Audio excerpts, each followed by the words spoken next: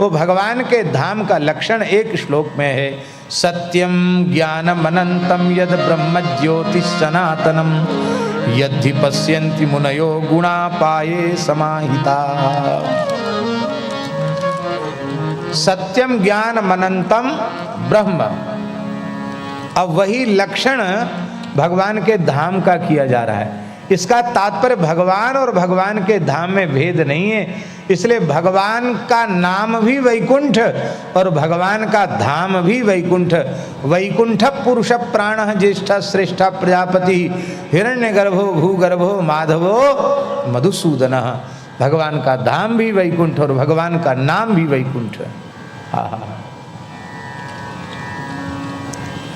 वो सनातन ब्रह्म ज्योति जो भगवान का धाम है, यत ही मुनयः पश्यन्ति, उस धाम का अनुभव कौन करते हैं? निश्चय ही मुनि ही उसका अनुभव करते हैं। मुनि माने क्या होता है?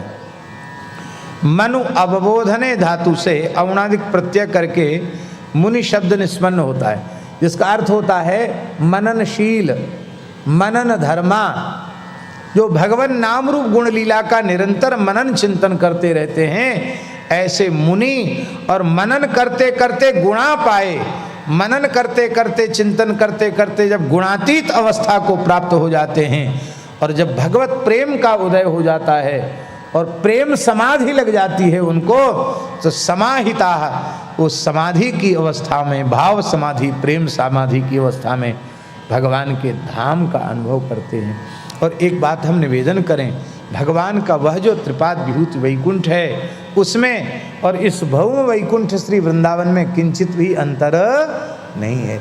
उस धाम का दर्शन इन लक्षणों के बाद होगा, तो इस धाम का दर्शन भी यद्धि पश्यन्ति मुनयः गुणा पाये समाहिता।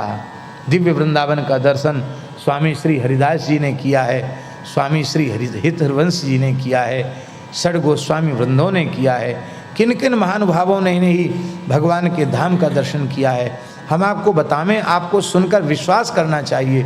एक पंडित जी थे, पंडित श्री जयंती लाल जी, सौराष्ट्र के थे, बड़े पवित्र आत्मा थे, मास्टर थे। अपने पूरे अध्यापक जीवन में कभी त्रिकाल संध्या उनकी छूटी नहीं, कभी रुद्राभिषेक उनका छूटा नहीं, और नाम में महाराज जी ऐसी निष्ठा थी, निरंतर नाम जपते थे, 8 घंटे जप करते थे वो। अपने जीवन में अपनी ससुराल में भी भोजन नहीं किया उन्होंने, इतना शौचाचार, नाम जप खूब करते थे। यहाँ वृंदावन में हमारे महाराज जी से बड़ा प्रेम था, आते थे, हमसे भी बड़ा स्नेह रखते थे। उनके जीवन की घटना इसी वृंदावन की ज़्यादा से ज़्यादा 30-35 साल पुरानी घटना होगी, अनुमान है मेरा। यहाँ शांति निकेतन में रुके थे, श्री बाबा घनश्याम दास जी महाराज निम्बार्क संप्रदाय के बहुत अच्छे संत थे, उनके पास रुकते थे, उनसे बड़ा उनका प्रेम था।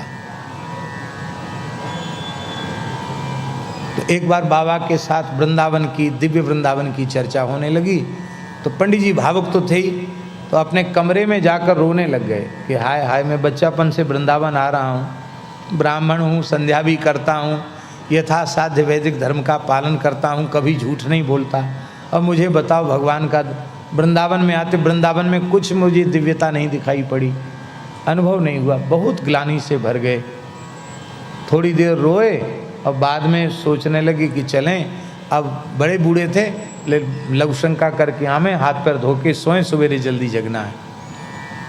महाराज जी लघु शंका करने बाहर गए, लघु शंका करके कुल्ला आचमन करके ऐसे खड़े थे, उसी समय सारा दृश्य जो बाह्य जगत का दृश्य है वो सहसा तिरोहित हो गया, दिव्य वृंदावन प्रकट हो गया, और पूरी रात ठंड के समय में उनको महारास लीला का दर्शन हुआ। उन पंडित जी को हमने देखा है जिनको ये अनुभूति वृंदावन में हुई, दिव्य वृंदावन का दर्शन और दिव्य वृंदावन में महारास लीला का अनुभव उनको हुआ। कहाँ हुआ? रमण रेती के पास ही, इस्कॉन मंदिर के पीछे शांति निकेतन। अब पता नहीं क्या स्थिति है। उस समय बाबा घनश्याम दास जी महाराज जब थे तब हम उनका दर्शन करने गए थे, बहुत अच्छे संत थे।